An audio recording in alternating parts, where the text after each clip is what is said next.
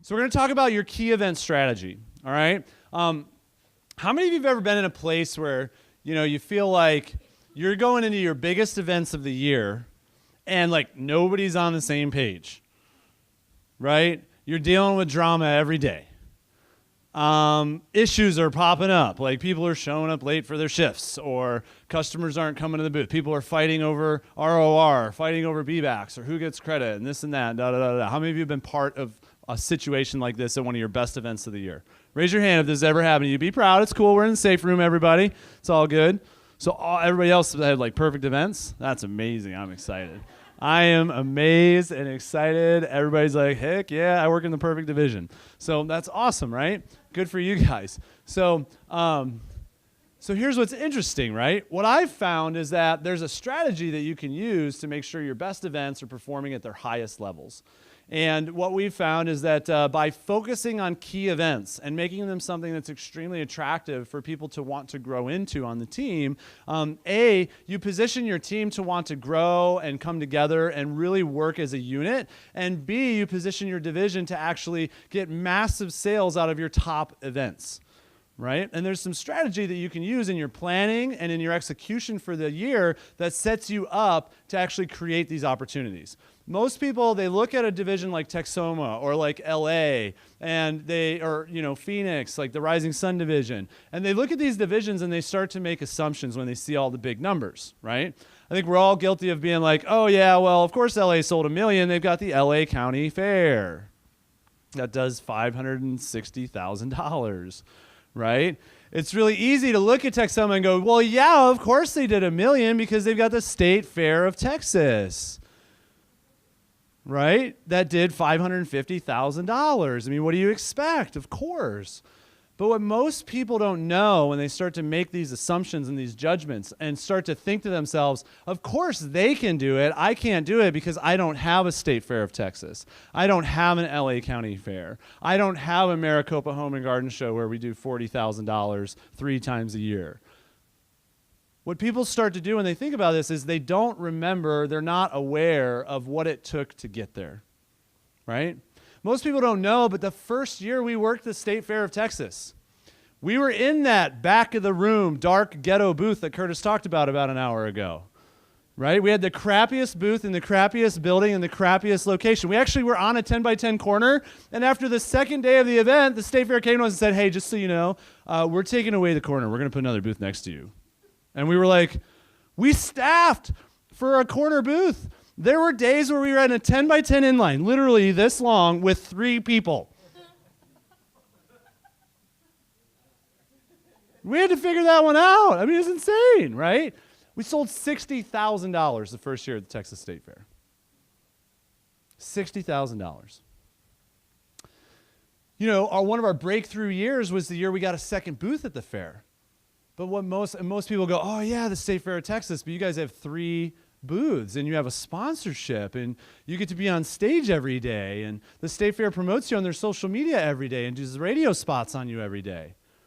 Of course, that's all true, but what most people forget is that it took us 8 years of consistent quality communication with our promoter to get that second booth. And once we got it, boom! They saw us almost triple sales in 1 year and they were like, what else can we do to help you? And that's what got us the sponsorship and the third booth and the radio spots. And this year we're talking about getting in there and recording videos that they can send out, like knife skills videos that they can send out to their 30,000 people on their email list every single week throughout the spring and the summer. So we can add value to their people. Most people go, of course you guys can do all this stuff because you've got the State Fair of Texas. So I want to challenge each and every one of you in the room to be thinking about what is your big event that you say doesn't have the potential to be 10 times bigger than it is? What if you removed all of your assumptions about what you can and cannot do in your division based on what your schedule looks like, and you just said, what if? What if you took your best event and grew it by 10x? What would that look like? What if you took away all the barriers, all the assumptions, and you actually thought bigger than you've ever thought before? how would that change your opportunity? What would even have to be possible or happening in your division for that to even be a possible reality for you to create for yourself? What if you actually took responsibility and said, I'm going to make it what I want to make it because I know I can? Because I believe it's not the show that makes the event, it's the team that makes the event. See, what's happened over the years is that we've had a very focused plan. We've executed that plan. We've used strategy. We've taken all of the things you guys have learned today, the sales scripts, the approaches, the best practices to sell the maximum amount of Cutco we possibly can when we're behind the booth, the stuff about policy and building teams and recruiting and everything you guys have heard today about what it takes to build these successful programs has put us in a position where we now have a handful of really good events that we're saying this year. Brian and his team are saying this year, hey, we got a real vision for $2 million in 2016.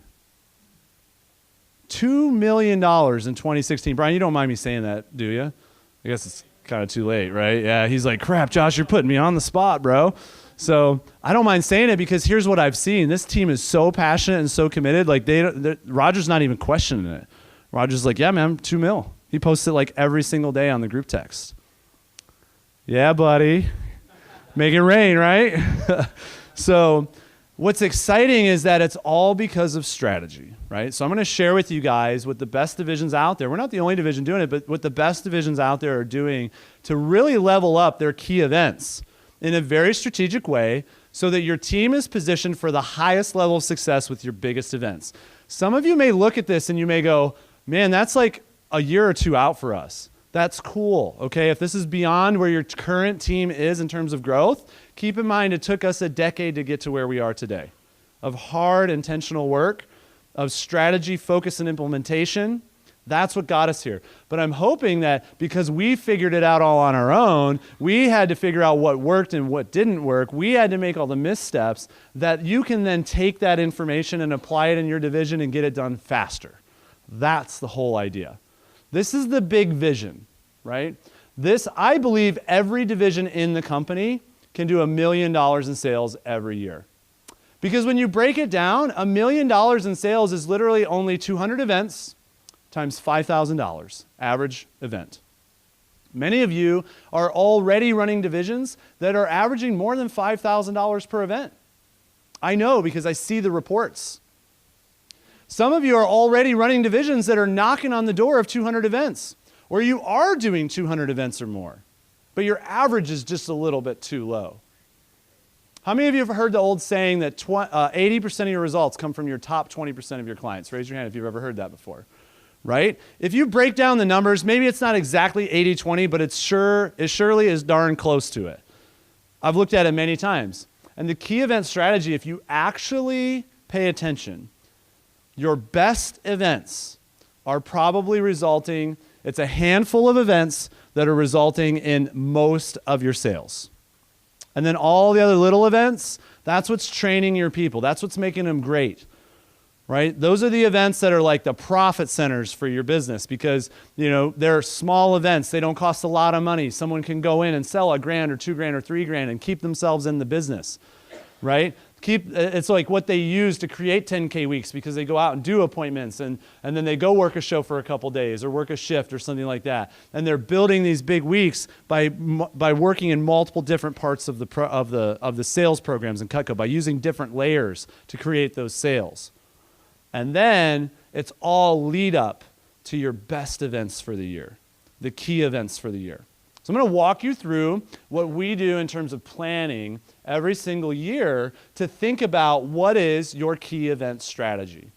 If you're not a coordinator, if your coordinator is not in this room, but you are, you want to take this information back and challenge them to sit down and go through some of these exercises with your division so that you can create the vision for yourself and see the realistic opportunity for what this can create for you. So here's what we're going to talk about. The goals of the message is think bigger and lead bigger, right? All of us need to think bigger than we're currently thinking right now. Everyone in this room. whether it's with your customer list and your marketing plan, whether it's with the way you've been selling and the way you should be selling based on what everybody's talking about today, whether it's how you coordinate, how many people you recruit, how many different types of people in the business you allow to be part of your program, how many events you believe you do have or can work compared to how many events you are actually out there that you don't even know about yet. Think bigger. If you take off all of the barriers, think bigger. What would be possible? You know, Jason Jeffrey talks about the max out exercise. How many of you guys have done the max out exercise within your division?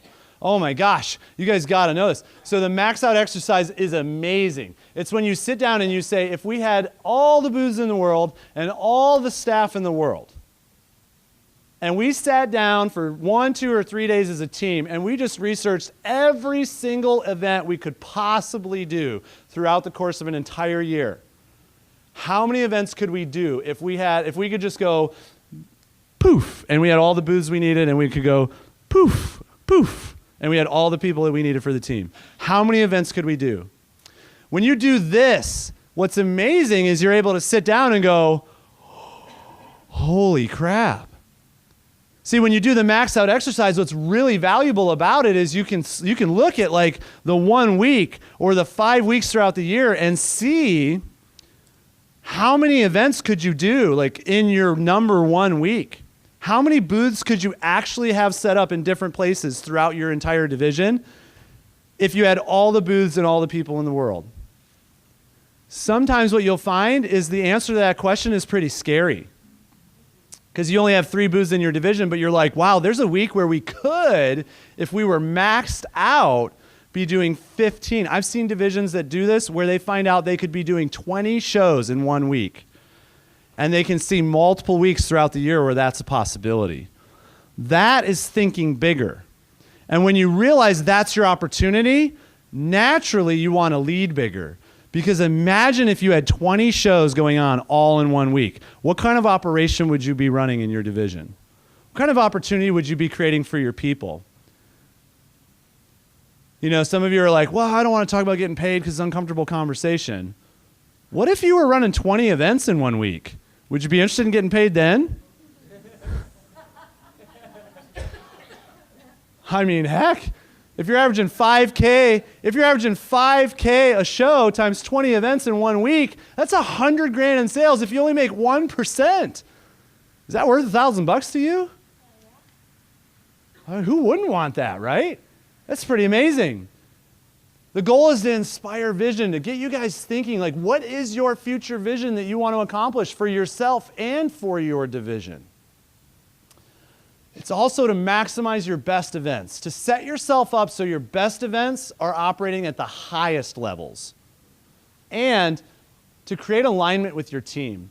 The whole idea of the key event strategy is to get everybody on the same page working towards a common mission, which when you do this, like Alicia talked about, all the policy, all that sort of stuff, when you do this, it's amazing how all the issues and drama and management kind of melts away. And you're able to focus on the more important things, like driving sales, like championing your top people, like celebrating everybody's success, creating team events. Your key events become the secret to all of this because they become the motivator to align the team. Because how many people on your team want to work the best events every year? It's a rhetorical question, trick one, right? So everybody could be able to answer this on 3, okay? I'm going to ask the question one more time. I'm going to count to 3, and y'all are going to answer it, right? It's one word. It's very simple. How many people on your team want to work the best events every year? 1, 2, 3. Everyone, exactly, right? So how do you get everyone the opportunity to do that? It's all about maximizing your key events. So we're going to talk about 3 things today. It takes planning, preparation, and execution. Planning, preparation, and execution. That's it, right? Planning, preparation, execution. Everybody say it with me now. Planning, preparation, execution. Yeah, it's been a long day for me. I'm starting to like stumble over my own tongue. So, all right, cool. Let's talk about planning. So first step, right? Planning is really simple. Use the 80-20 rule. Make a list of your best events. Look at your top 20% of events. Your top 20%. What are they? Coordinators in the room, you can think of most of them right now. When Brian and I first did this, he was like, well, we got this, this, and this. And I was like, yeah, what else? Like, look at your entire year. Look at your total sales. What events, like if you sell 500 grand this year, what are the events that add up to 400K? I'm sorry, 300, 400? I don't know my math very well right now. It's late. But 400K, that'd be 80%, right? That may be most of your events. Well, you need to find some bigger events, or you need to find some way to grow your bigger events so they're compensating for more of your sales, right? Make the pie bigger for everybody. But figure it out. Maybe it's 60-40 for you. Maybe it's 70-30 depending on your division. Maybe it's 90-10. But whatever it is, pick your best events, your top 10 events for the year. Figure those things out. Second, get your DVM on board with the idea that you want to use the key event strategy, which is basically, hey, we're going to set it up so we're funneling our best people into our best events for the year so that we can make those events as big as possible. We can market and drive. We can use the key event marketing strategy to drive as many people as possible to these events and build long-term strategic relationships with the promoters of the events so that they want to partner with us and help us grow and expand. Your best events, like state fairs. How many people know the number of people that come through the Minnesota State Fair every single year in terms of attendance? Bert, how many people is it? I think it's actually 2.3. That's a lot of people, okay? Now here's the thing, right? Most people hear about like expansion and more people working, and they think like, oh my gosh, if we bring more people in or we get another booth at our big event, well, that means less CPO for me. That's not true, guys. Because think about the number of orders you get in a weekend at your best events. And then think about the number of people who actually walk through those doors. Philly Home Show. Where's Ryan Megna? Philly Home Show. Where are you at, Ryan? Is he here or did he just walk out? He just stepped out? All right, cool. So the Philly Home Show is one of the largest home and garden shows in the country. Do we have any Philly Home Show people working here right now? Yeah. So do you know how many people come through the door there? Brandon? Any clue? Alicia might know. So it's, do you know?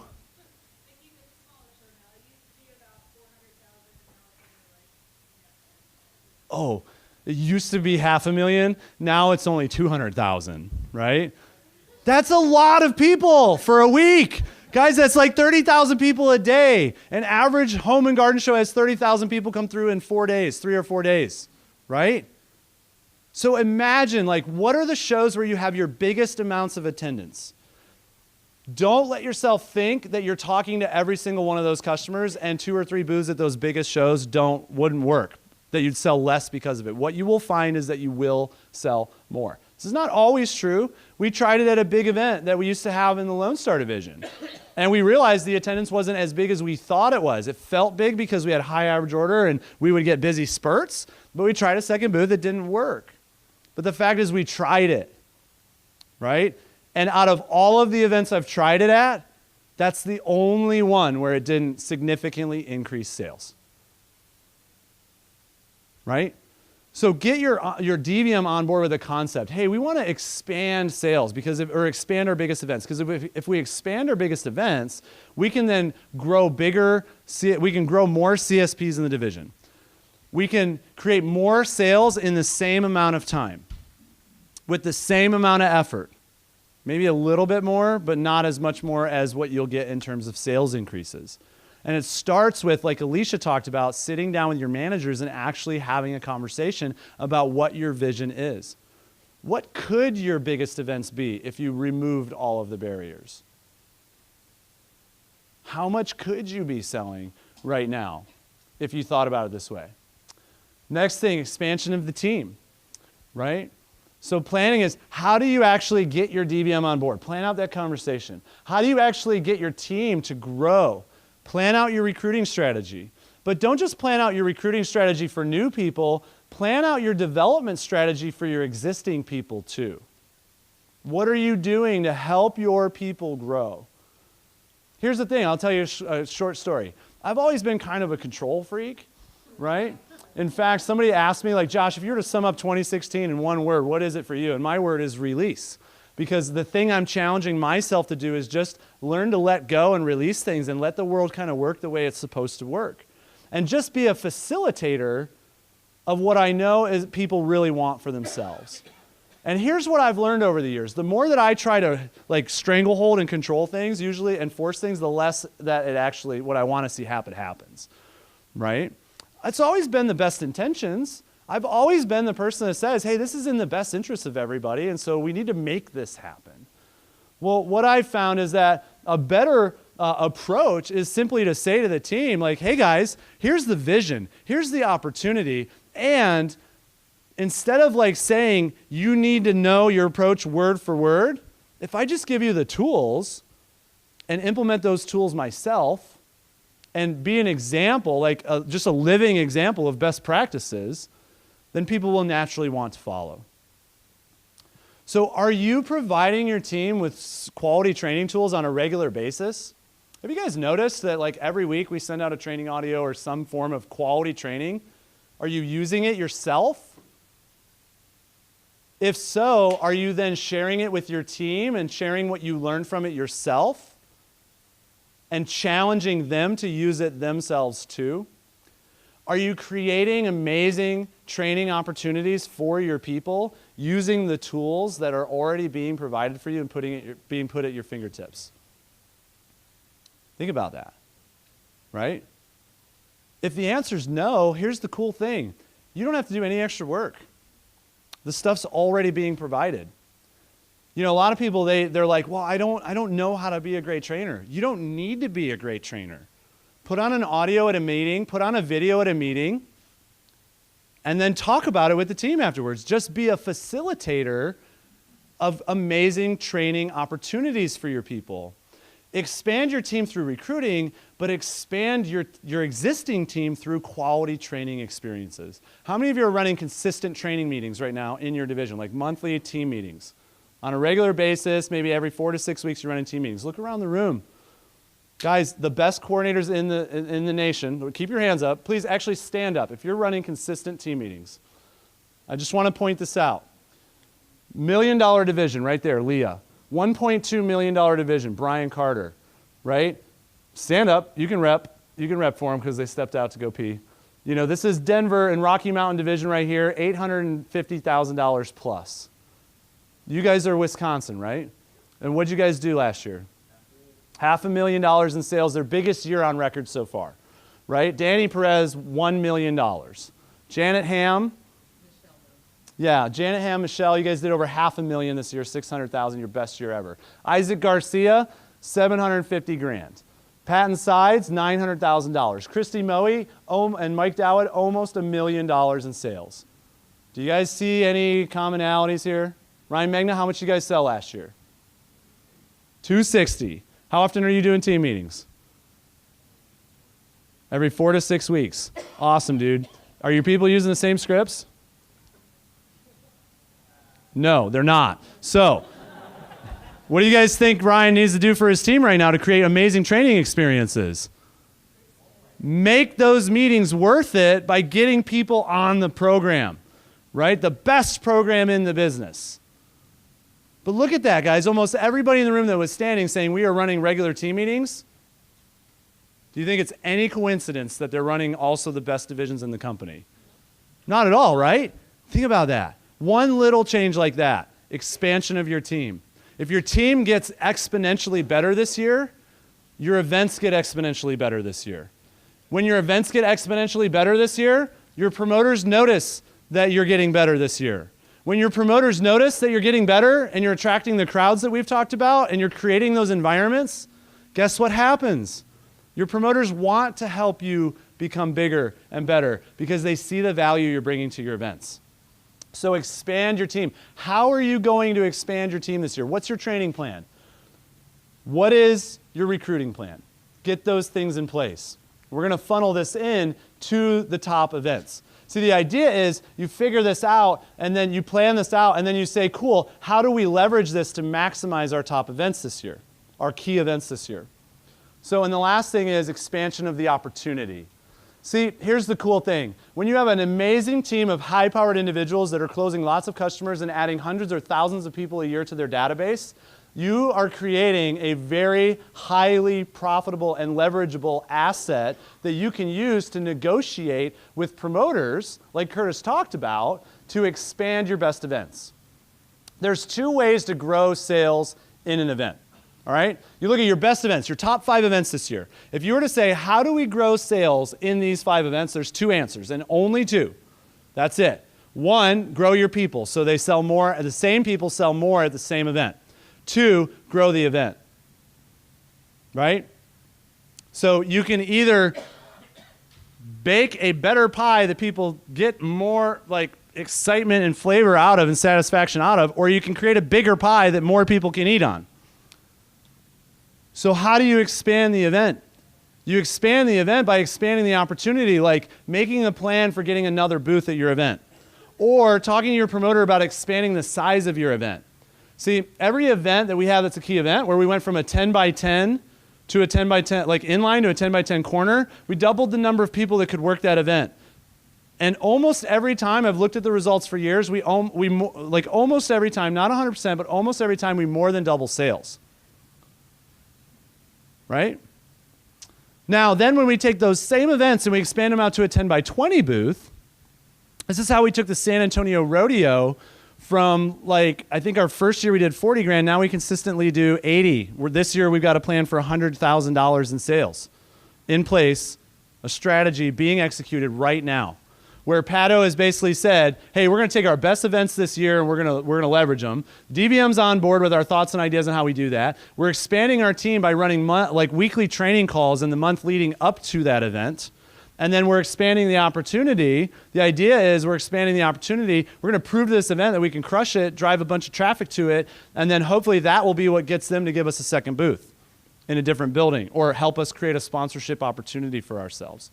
So how do you expand your opportunity, right? You expand your opportunity by talking to your promoter now about what you want to do for the future. Sharing your vision with them. Hey, listen, we got tens of thousands of customers. We can market to those people. We can drive them. And I love saying to promoters something really exciting that they get fired up about. I go, hey, listen, we get so busy that we can't handle everybody. So your fair goers, your rodeo goers, whatever you want to call them, right? Your people wait in line waiting to talk to us. If you help us get a second booth, we'll be able to serve your clientele at a higher level. We'll also be able to market to even more of our database to send them to the show, which helps all the vendors around you. Like Curtis talked about, what's the value that you bring to the table? Well, when you have a key event strategy in place, you can see a vision for something bigger and grander down the road. You put yourself in a place where suddenly you can think through these conversations and go in there very confident and ready to say, hey, listen, this is in your best interests to help us do this. We've grown beyond our booth at this point.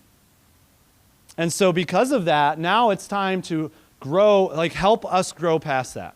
We want to be with you for the next 10, 20, 30 years, right? It took me 8 years of talking to the Texas State Fair every single year, saying these things, following through on these things, doing these things, showing them, look, we grew our sales this year. Look, our booth is busy this year. On some of our busiest days, I'll go over, meet with the State Fair lady and kind of be like, hey, you know what? Today's going to be a busy day. You should really just swing by, take a look, see what's happening around our booth.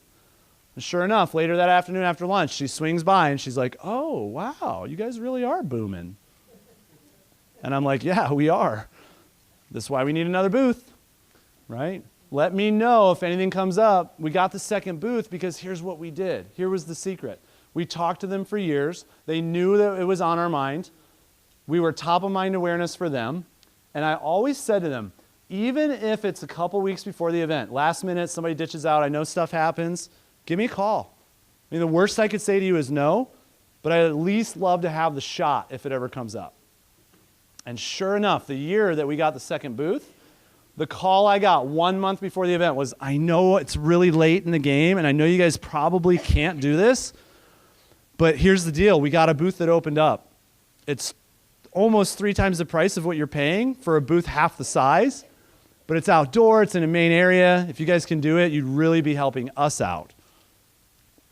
And I was like, I'd be helping you out? Hang on a second. Give me a day or two. I'm going to call and talk to the team. I'm going to see if we can move some things around and make this happen. right? You know what my call to the team was? Hey, everybody, you guys want a second booth at the Texas Fair? Unanimous. Yes, yes.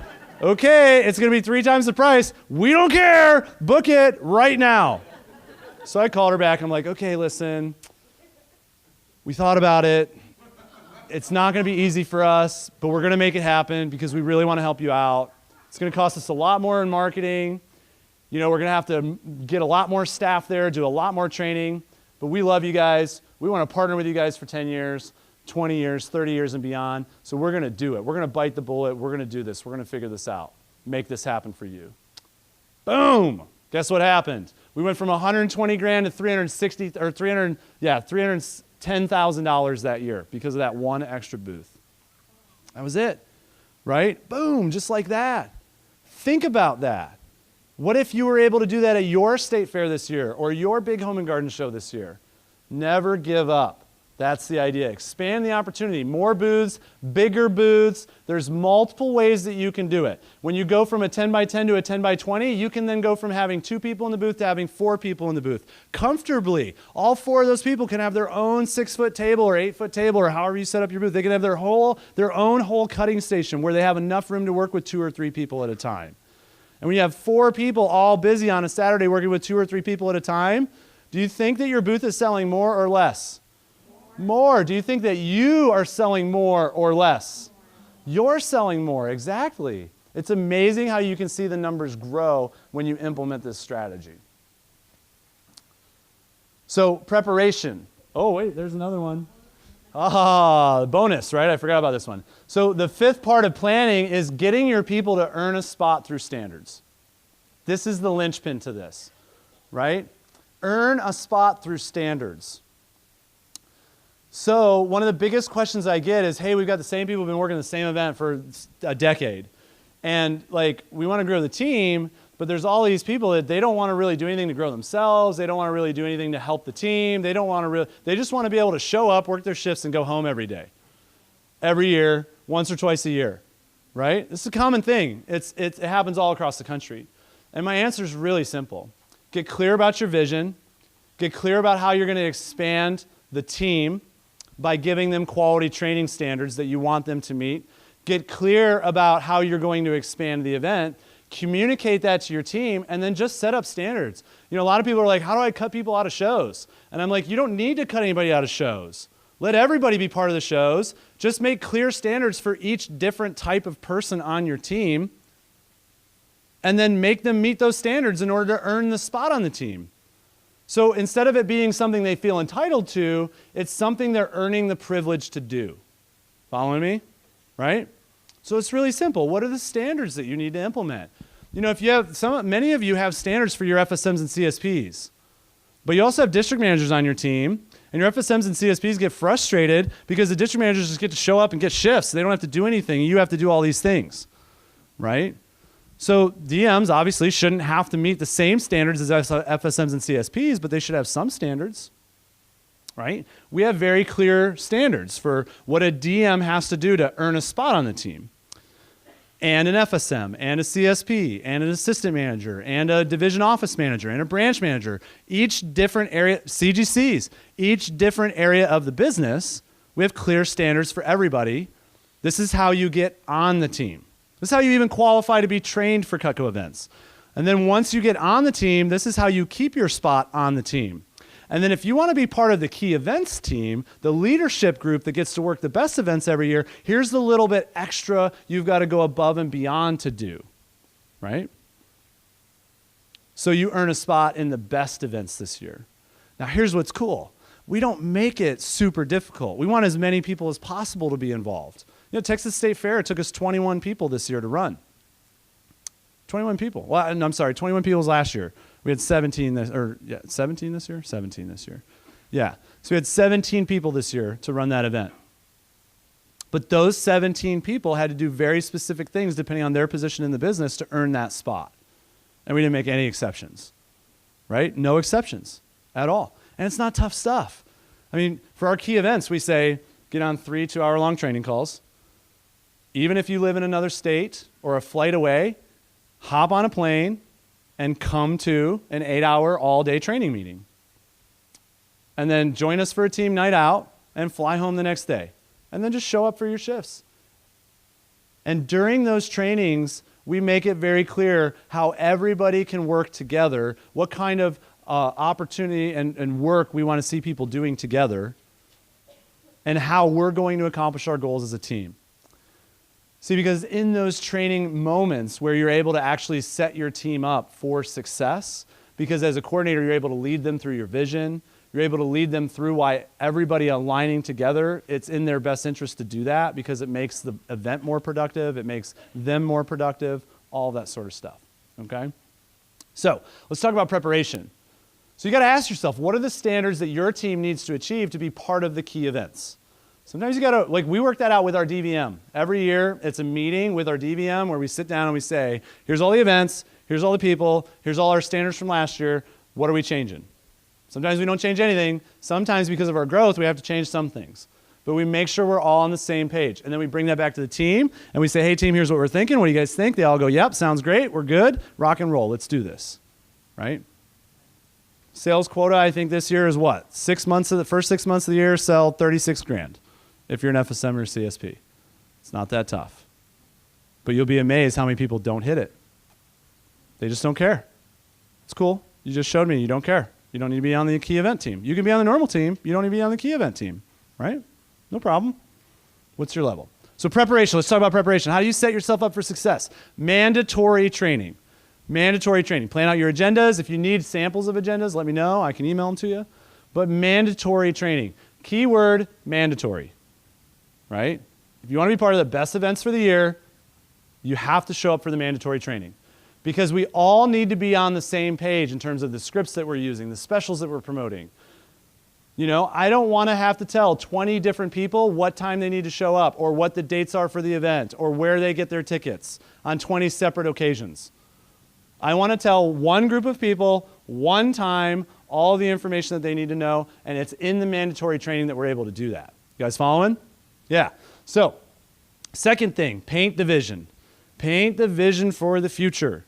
Okay, we have been talking about the State Fair of Texas being the #1 event in the nation, LA, watch out, for over a decade. Over a decade, we have been painting that vision for our team. Same vision, consistent message. Hey guys, this is it. This year was our breakout year. We missed you guys by $15,000. 15 grand, right? I am so excited about seeing what both of our teams do this year with the healthy competition we're creating between each other. You know, bring in the San Diego team and the Del Mar County Fair. You guys, like 3 events this year. Imagine 3 events this year doing $2 million in sales. Dave Bush, would that be exciting or what? Yeah, right? Can we do it? All of us working together is what's going to make it happen. See, when you look at the Del Mar County Fair, they run specific meetings just for the Del Mar County Fair. Mandatory training. They're painting the vision the whole way through. If you listen to my interview with Kareem and Leah about what they do to bring the LA County Fair up to the #1 event in the nation, all of this stuff is there.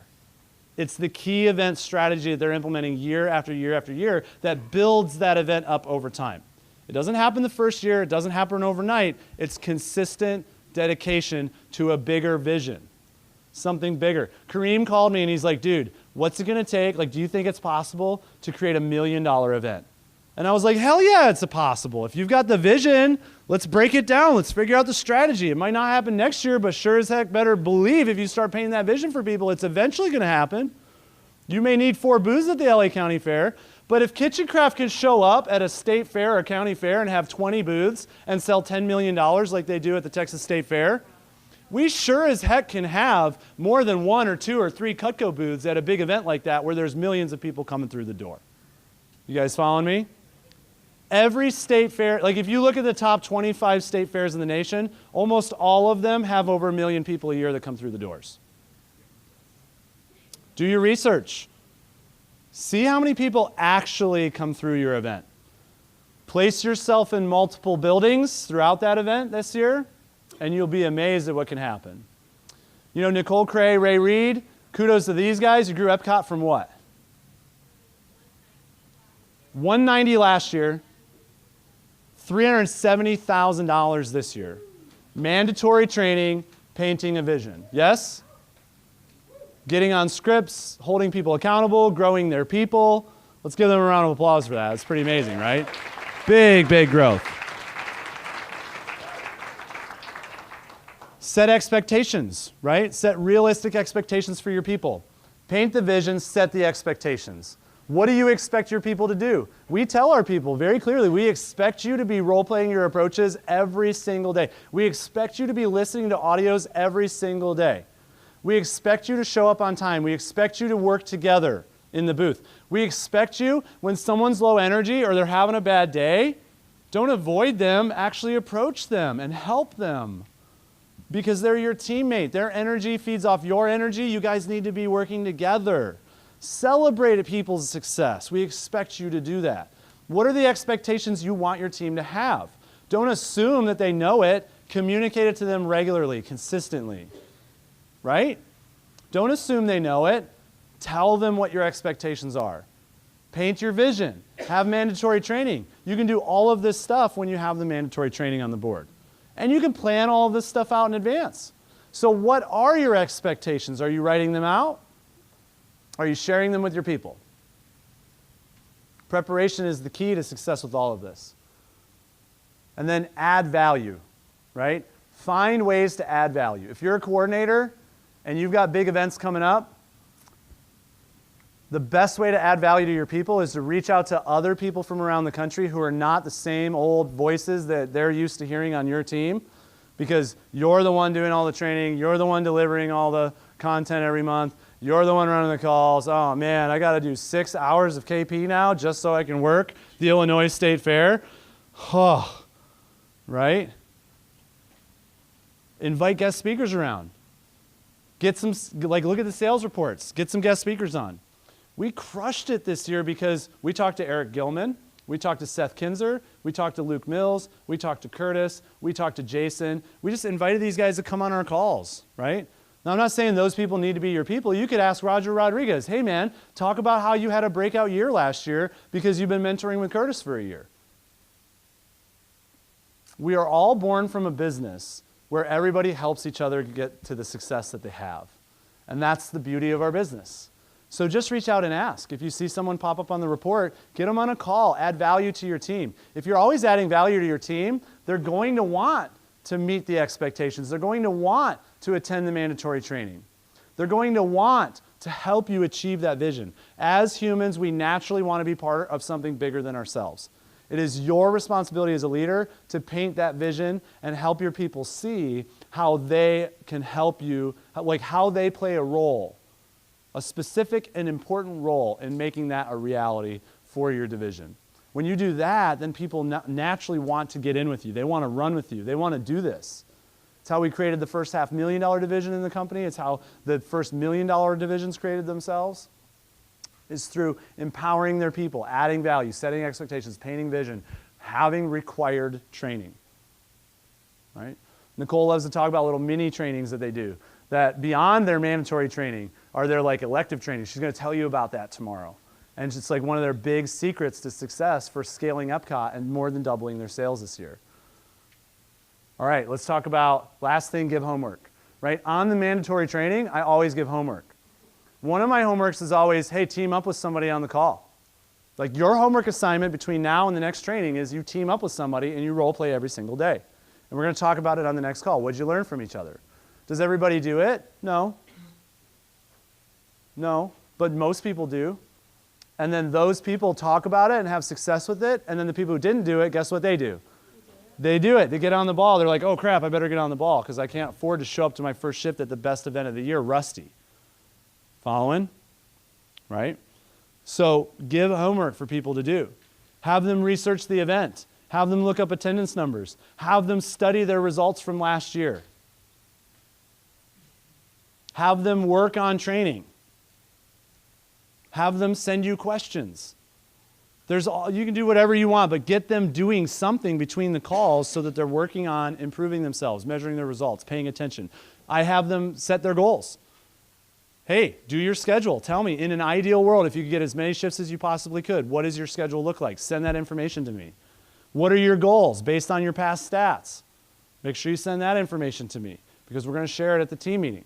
All of that sort of stuff, right? And then the last thing is execution. So how do you execute? Well, here's the cool thing. If you do the planning and you do the preparation, the execution becomes really easy. Execution is only difficult if you're always running at the last minute, behind deadline, stressing yourself out because you're putting stuff off to the very last minute. All right? So make your key event strategy for the year now. Plan that out. Talk to your DVM, get everybody on board, start painting that vision now. Do your preparation now so that when the time comes to run these meetings and start executing your training and start executing the event, you don't have to do anything except you don't have to think about it. You don't have to organize anything. You don't have to prepare anything. You just have to do it. You just have to do the work, right? Think about your best push weeks. You probably plan them out. Think about what Amy talked about with marketing. I've gotten multiple text messages and emails from people saying, I'm so excited to plan my entire marketing out for the year, right? Because you can see the pressure that it relieves by just doing it all at once and doing it in advance. It makes the whole rest of the job easier. Think about your business plan. The best business plans are the ones that you say, here's what I want to do, here's how I'm going to do it, here's why I'm going to do it, here's our strategy, you break down the numbers, you figure it all out, and it's all done. And then you just get to work, right? That stuff works because of your preparation. So you do the planning, you do the preparation, then the execution becomes super simple. Social support, okay?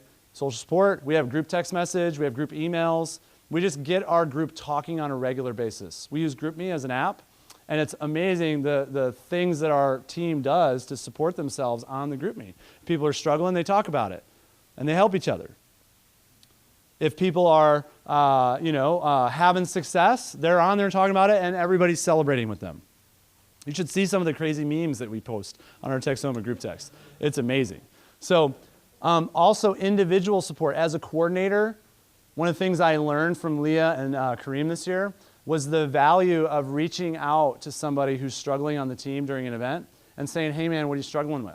How can we help you, right? Also the value of reaching out to the best people who are crushing it and saying to them, hey, you're freaking crushing it. That is awesome. What are you doing to be successful? I know you've got more in you. What can you do better? Like what's one thing you know you could do a little bit better just to squeeze out a little bit more?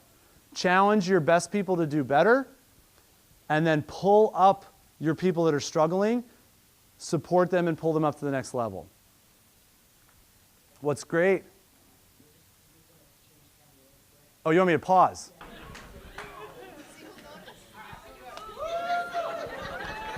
We're good? All right. Are we on? Boom. Let's do this. So individual support, right? How are you engaging your team through a social environment and getting them to interact with each other, support each other, right? Facebook groups, GroupMe groups, text groups, whatever it is, email groups. Just get people talking with each other, supporting each other. Don't shoulder all that weight yourself. As a coordinator, your best job is simply to connect people with the resources that are going to help them. And one of the best resources in today's world is the social environments that you create for your people. Now here's the secret. When you start a group text, you're going to be the only person posting on there for a while. Okay? It took me like 2 or 3 months of posting consistently on the Texoma group to get it going. But once it got going, it never stopped. It never has stopped. Like they've probably already posted like 80 times today. And I'm going to have to go in there and be like, oh, wow, like, that's awesome. I'm going to copy that picture because it's the coolest meme I've ever seen. So thank you, Chelsea. Thank you, Roger, right? So, but the idea is like get them interacting and do the work. Don't give up on it. You know, we use one of the most powerful tools we're using in the Costco program right now that helps us with $16 million in sales this year. Think about this. People go stand in Costco for 10 hours a day for 10 days straight by themselves. Imagine you were doing that in Cutco events 10 times this year. 10 days in a row, 10 to 12-hour days by yourself in a grocery store that looks exactly the same all across the country, no matter where you go. I mean, seriously, right? I think the only thing keeping these people sane is the fact that we have a GroupMe app and they post every single sale and they celebrate with each other and they ask questions. Most of these people have never even met each other, but they feel like they're family. It's amazing. Over 100 people on this group text, and it's amazing to see some of the things that happen through this social environment. Took me like 2 months of hardcore, like, hey, post your sales. Hey, everybody who learned something today. Hey, who's got a question? Hey, anybody else going to get on here except for me? Hey, tell you what, I learned something today. Let me share it with you, right? You run out of things to say, and eventually what starts happening is they start doing it. And they're like, oh, gosh, thank you so much, right? And it's the coolest thing to see it take off. Individual support. Third thing, live tracking and updates. Live tracking and updates. If your people are submitting their key event stats, like Danny said, you have 6 hours until, like after your shift ends, give me your stats, and then he gives it to his system, and then his system gets it done, right? When you have that type of data live happening overnight, boom, boom, boom, guess what? You then are empowering yourself as a coordinator. By the way, when you plan and you prepare and everybody's on the same page, you have an aligned vision and you're not dealing with a whole bunch of drama, you create opportunities and time for yourself to do these things during the event, right? Which are way more valuable for you as a coordinator, way more valuable for your team.